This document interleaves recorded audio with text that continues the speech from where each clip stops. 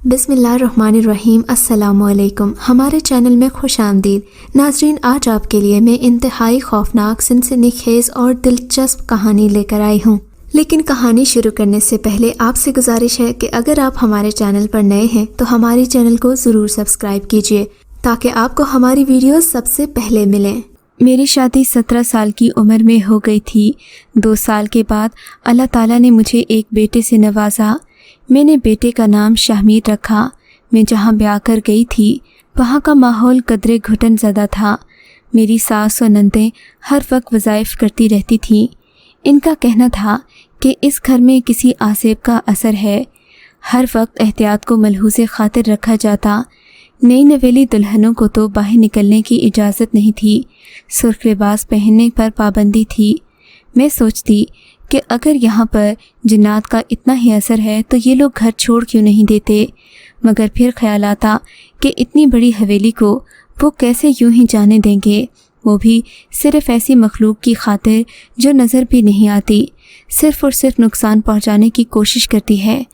लेकिन खैर, ये नुकसान भी कुछ कम नहीं था कि इंसान की ज़िंदगी का सुकून बर्बाद हो जाए। बहरहाल, मैं तो इन सब से छोटी थी।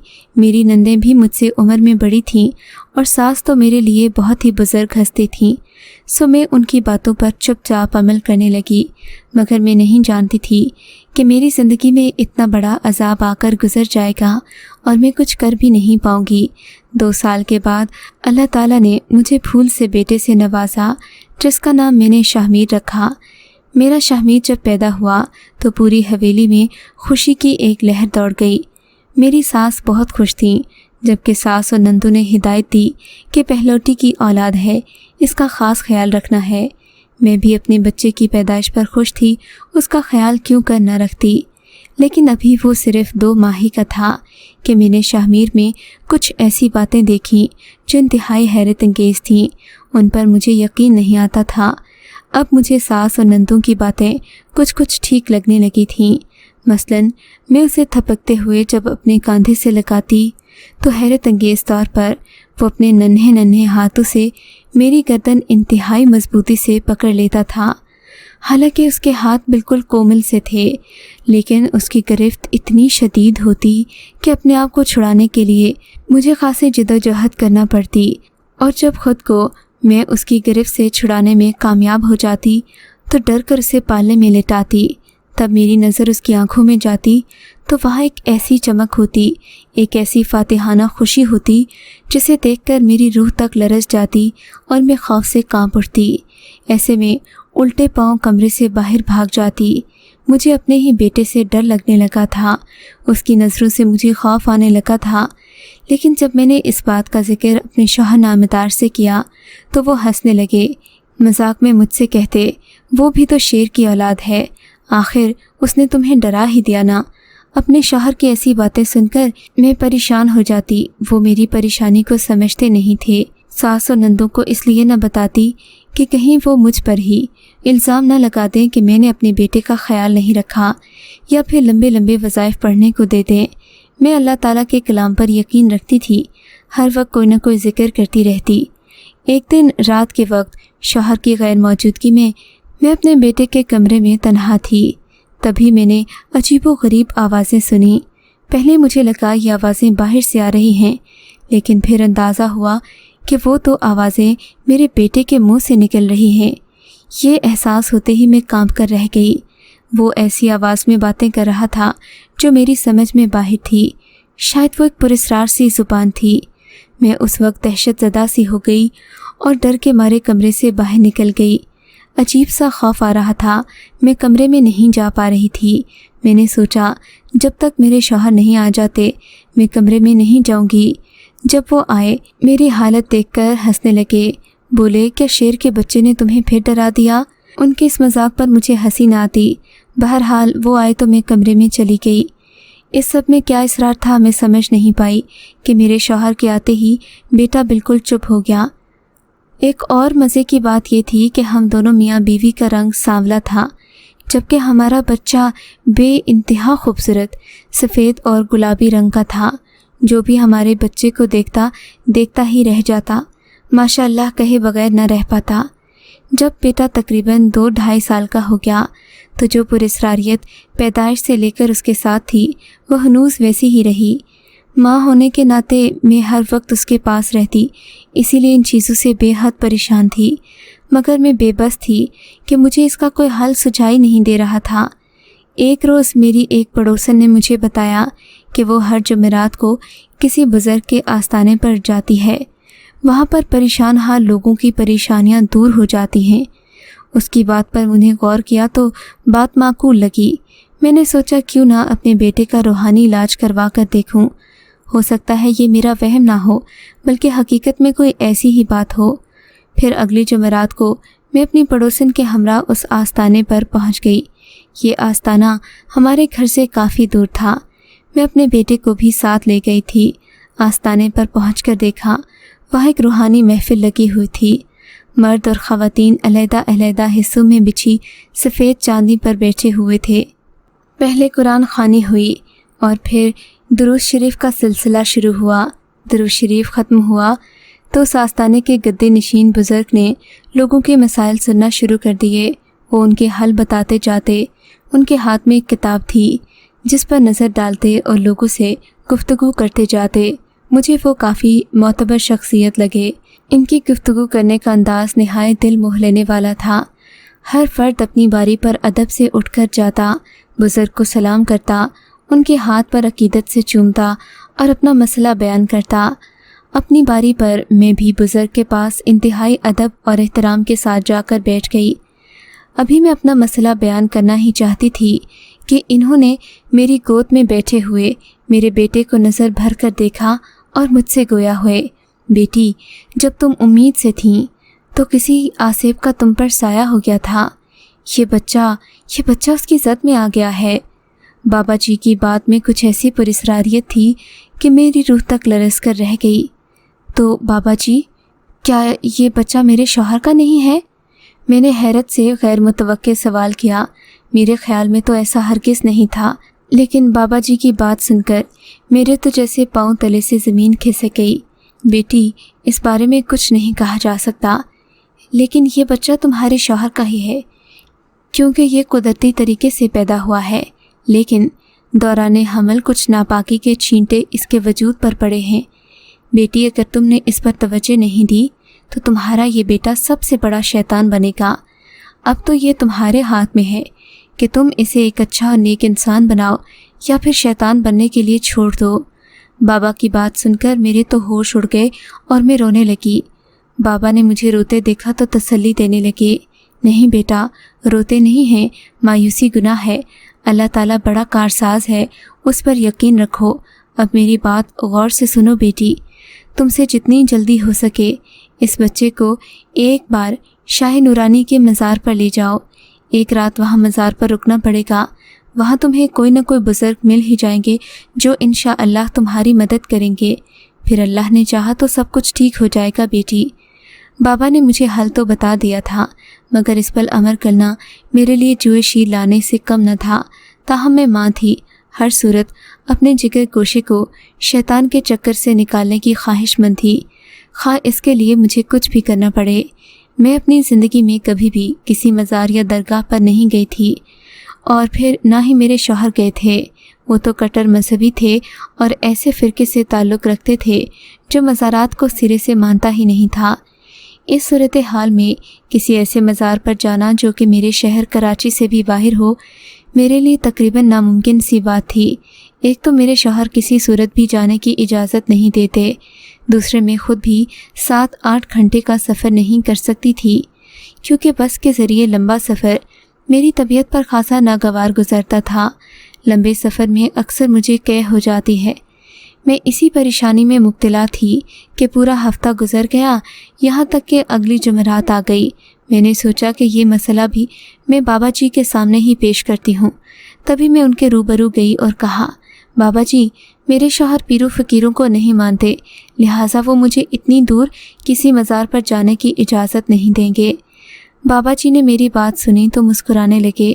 मुझे लगा था कि वो मुझे डांटेंगे, पर वो नरमी से बोले, बेटी तुम फ़िक्र नहीं करो। फिर इन्होंने मुझे एक तस्बीह पढ़ने को बताई और कहा कि 3 दिन के बाद اپنے شوہر سے بات کرنا۔ 3 دن کے بعد میں نے ڈرتے ڈرتے شوہر سے بچے کو نورانی بابا کے مزار پر لے جانے کی بات کی تو خلاف توقع میرے شوہر نے بلا چوں چراں فوراً مجھے جانے کی اجازت دے دی۔ تب میں نے خدا کا شکر ادا کیا اور اطمینان کا سانس لیا۔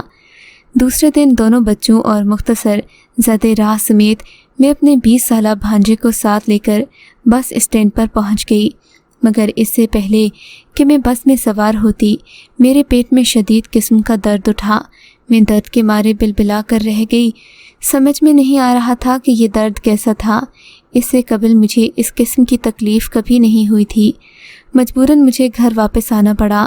دوسرے دن بابا کو بتایا تو انہوں نے مسکراتے ہوئے کہا، بیٹی یوں جب اکیلی باہر جاؤ گی تو ہر بار درد اٹھے گا۔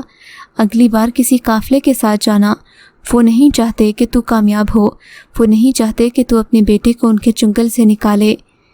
اس وقت محفل میں ایک خاتون بھی موجود تھی، وہ ہماری باتیں سن رہی تھی۔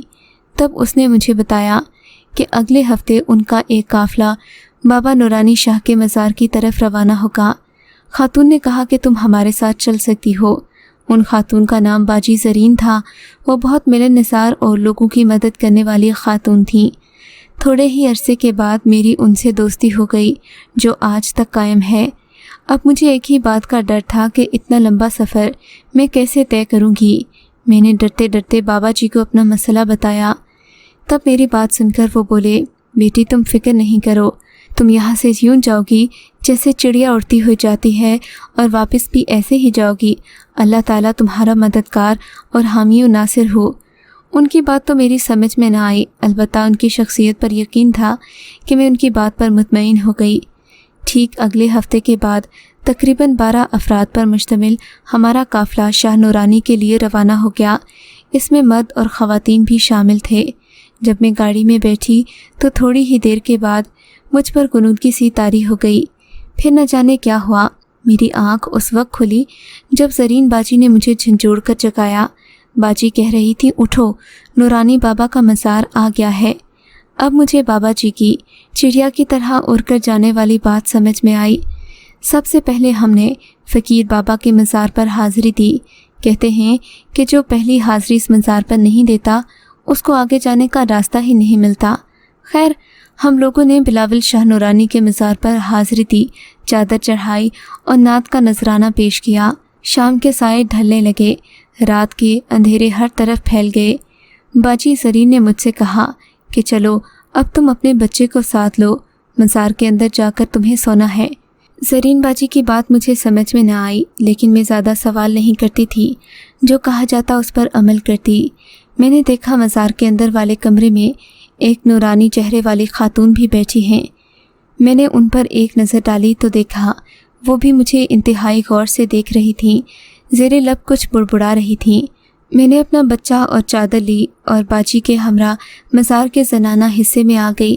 مزار کے باہر احاطے میں دیوار کے ساتھ چارپائی بچھائی۔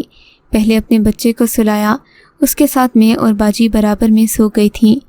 چاروں طرف اندھیرا تھا، صرف مزار کے اندر ہلکی ہلکی روشنی اور بھینی بھینی خوشبو آ رہی تھی۔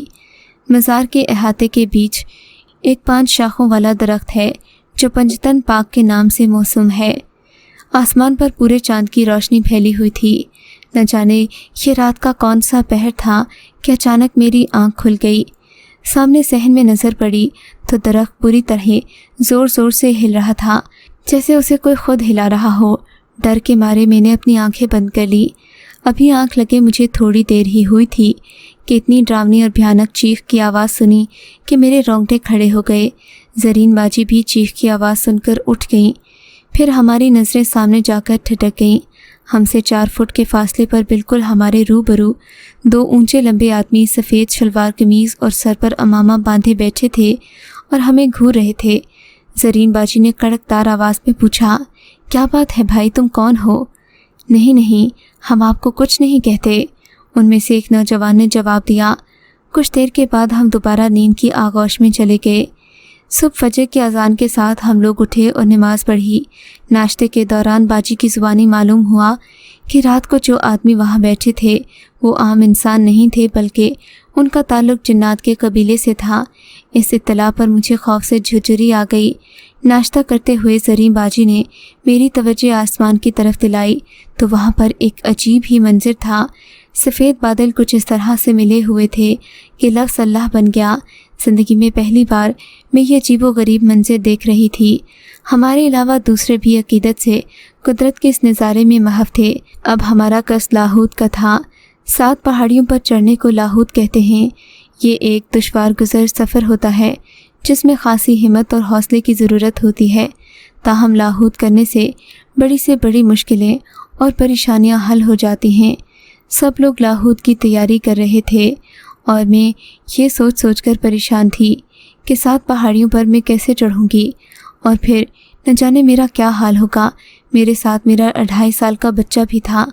باجی نے مجھے تسلی دی اور کہا، تم فکر نہیں کرو، ہمارا ساتھ اللہ تعالیٰ کرے گا۔ اللہ کا نام لے کر قافلے کے سارے لوگوں نے پہاڑ پر چڑھنا شروع کر دیا۔ ہر پہاڑ پر پہنچ کر قافلہ 10 منٹ کے لیے رک جاتا۔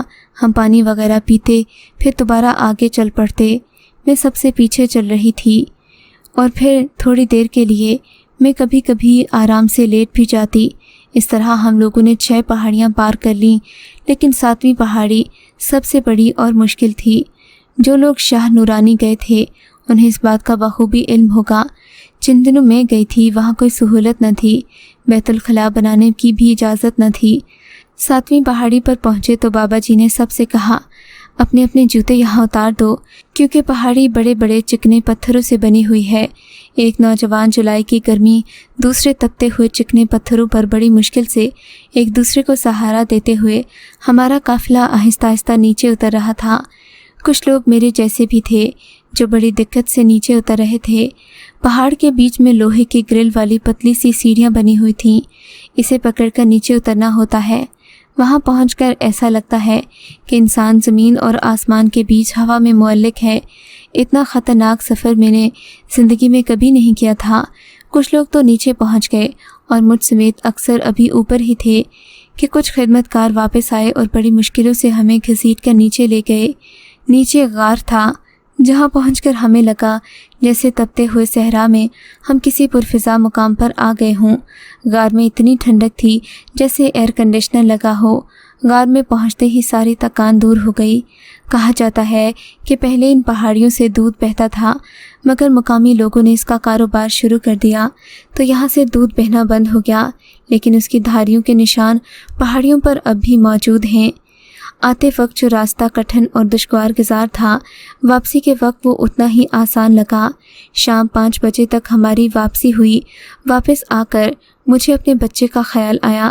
خدمتگار نے مجھے بتایا کہ آپ کے بچے نے بہت اچھا لاہور کیا، ہم سب سے آگے آگے آپ کا بچہ تھا۔ مجھے کافی حیرت ہوئی۔ تھوڑی دیر میں مغرب ہو گئی۔